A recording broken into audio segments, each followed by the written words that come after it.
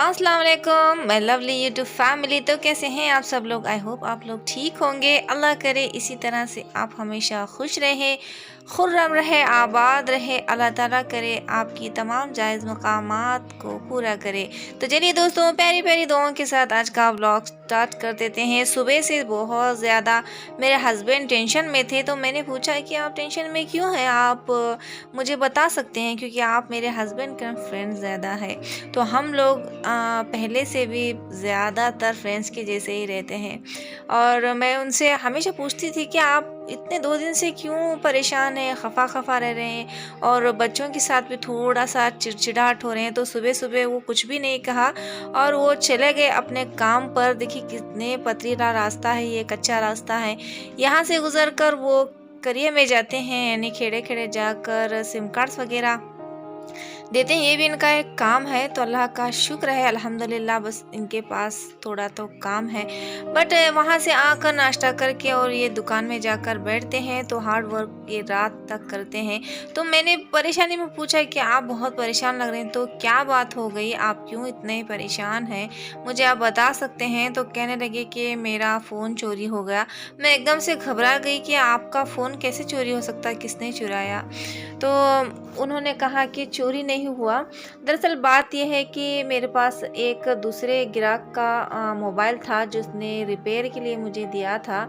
But एक ग्राहक आया कि रिपेयर के लिए मोबाइल वो अपना देकर चला गया और रिक्वेस्ट करने लगा कि मेरे पास मोबाइल नहीं है चलाने के लिए। कहीं पर भी फ़ोन करूं तो मोबाइल मेरे पास एक ही है, आपके पास कोई सा भी हो तो दे दें, आपको मैं ये लौटा दूंगा।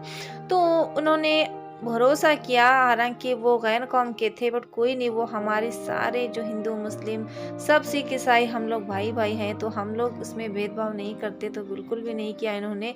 तो उस भाई को उन्होंने बिना कुछ सोचे समझे दे दिया मोबाइल। तो हमने सोचा कि सब कुछ ठीक हो जाएगा, तो मोबाइल जब आपका सही हो जाएगा तो आप मुझे ये मोबाइल लौटा दें। देखिए वहाँ से आने के बाद मेरे बेटे की एक कटिंग करवाने के लिए ले गए और कहने लगे कि अब्बू थोड़ा थोड़ा काटना प्लीज़, बस ज़्यादा मत काट देना मेरे बाल। तो वो जनाब हंस रहे हैं। तो आगे की बात चलिए कंप्लीट कर देती हूँ मैं। तो घर पहुँचे और पहुँचने के बाद उन्होंने सारा वाकया मुझे बताया। उस इंसान को उन्होंने वो मोबाइल दे दिया। तो वो इंसान फिर जब ये नहीं थे तो तब आया वो बंदा। तब आकर दूसरा वहाँ पे जो दुकान में लड़का था उसे कहा कि मेरा मोबाइल रिपेयर के लिए दिया था और वो दे दे। तो इन्हें भी ख्याल नहीं रहा उसके बारे में, तो दूसरा बंदा उससे उठाकर उसका मोबाइल दे दिया। तो जो लेकर मोबाइल गया था वो वापस लौटाना ही भूल गया, यानी वो लौटाया ही नहीं। और हमारे हस्बैंड उसे बार बार कॉल कर रहे हैं उस नंबर पर, लेकिन वो रिसीव भी नहीं करता। रिसीव करता है लेकिन बात नहीं करता। तो कहने लगे, रिक्वेस्ट करें, भाई वो मेरा मोबाइल नहीं है जो मैंने आपको दिया था, तो आप मुझे वो लौटा दें। तो पता नहीं इसी वजह से सुबह से मेरे हस्बैंड बहुत ज़्यादा परेशान थे कि मैं उसे इस ग्राहक को कहाँ से वो मोबाइल ला कर दूँ। तो वो परेशानी में घर आए तो कहने लगे कि आज शादी है मेरे दोस्त की, तो शादी को चलते हैं। और नमाज नमाज अदा करके हम लोग शादी के लिए रवाना हो गए। हमने शादी में खाना खाया और मेरे बेटे को भी मैंने वहाँ पे पेट भर के खिलाया और कहने लगा कि अम्मी यहाँ से चलते हैं, बहुत शोर शराबा है।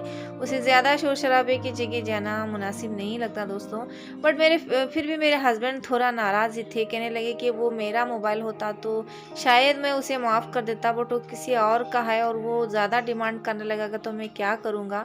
खाया पिया कुछ नहीं, गिलास तोड़ा 12 आना हो जाएगा। फिर मैंने कहा कि कोई नहीं है, आप पहले शादी चलते हैं, मैंने घर में कुछ भी नहीं पकाया। आपने कहा था कि आप मुझे शादी लेकर जाएंगे, तो वहाँ से हम लोग सोचते हैं। तो फिर देखते हैं क्या होता है आगे। उस मैं दुआ करूँगी अल्लाह उसके दिल में बात। देखिए कुत्ता आ रहा था तो मुझे बहुत ज़्यादा घबराहट हो रही थी, क्योंकि मुझे कुत्तों से बहुत ज़्यादा डर लगता है क्योंकि बचपन में वो मुझे पीठ लग जाते थे, स्कूल जाती थी ना तो मेरे पीछे दौड़ लगा देते थे। मुझे बहुत घबराहट लगती है कुत्तों से और डॉगी इसीलिए मैं उनके नज़दीक नहीं जाती। तो चलिए फनी फनी बातों में बस यही आगे कहा। वो परेशानी से ही दुकान चले गए और मैंने उनसे कहा कि कोई नहीं, अल्लाह से मैं सदका निकालूंगी, उस बंदे के दिल में अल्लाह ताला बात डाल देगा और फिर ये पहले दिन का वीडियो है और ये मैं नेक्स्ट दिन एडिट करके डाल रही हूँ। तो रात तक मुझे ये एडिटिंग करनी थी, तो रात तक मैं एडिटिंग कर चुकी थी। उसके बाद में ये रात को और मेरे हस्बैंड का कॉल आया कि अल्लाह तुम्हें सलामत रखे और तुम्हारी ज़बान को सलामत रखे कि तुम्हारा सदका काम कर गया। और वो बंदा आकर कितने दिन हो गए थे, 15 दिन शायद हो गए थे, वो मोबाइल ही नहीं दे रहा था और कहने लगा कि अल्लाह तुम्हें जज़ाए खैर दे। वो बंदा आकर मुझे मोबाइल देकर चला गया और तब जाकर उनके जान में जान आई और वो बहुत ज़्यादा खुश हुए। और मेरा बेटा देखिए वहाँ से भाग कर आ रहा करके आप हमें वहीं पर छोड़कर चली आई। तो मैंने कहा कि मुझे पता ही नहीं चला कि मैं कब जल्दी जल्दी आ गई, आप तो गाड़ी पार्क करके आ रहे थे ना। तो मैंने शादी के फंक्शन में हम लोग गए और शादी में हमने खाना वाना खाया और वहाँ पे मैंने थोड़ा बहुत इनकी परेशानी देखकर मुझे दिल ही नहीं हो रहा था कि मैं अच्छी तरह से बैठकर खाना खाऊं। यानी जो परेशान होता है ना उसका ही सोच में दिमाग में घूमते रहता है। तो रात को ये फ़ोन लगाया था तो तब जाकर मेरी जान में जान आई। बट ये पहले दिन का वीडियो है जो मैं आप लोगों को दिखा रही हूँ। तो चलिए दोस्तों, हाँ, और आज ही का दिन है ये जब हम लोग इस बारे में बात कर रहे हैं कि मोबाइल जाकर ये इनका 15 दिन हो गया, मैं इस बारे में बात ही नहीं कर पाई। बट एक और खुशी की बात है, सितारा यासीन जो मैंने पिछली वीडियो में आपको बताया था, अगर नहीं देखा तो ऊपर लिंक में आई बटन में उसका लिंक दे दूंगी, आप लोग उस वीडियो को ज़रूर देख लें। सितारा यासीन के बारे में मैंने जो वीडियो बनाई थी उसके बारे में मैं आपसे कल बात करूंगी, क्योंकि आज बहुत लंबी हो जाएगी वीडियो। आखिरकार सितारा यासीन जीत गई और वो सच्ची निकली। सब लोग उन्हें गलत ठहरा रहे थे, फेक कह रहे थे, उन्हें गालियां दे रहे थे। तो उसके बारे में मैं कल बताऊंगी। मिलती हूँ अगली वीडियो में। वीडियो कैसा लगा कमेंट करना ज़रूर मेरे दोस्तों, कमेंट ज़रूर किया करें। तो फिर मिलती हूँ अगले वीडियो में। अपनी इस बहन को दुआ में याद रखिएगा। टिल देन अल्लाह हाफिज़ एंड बाय बाय दोस्तों।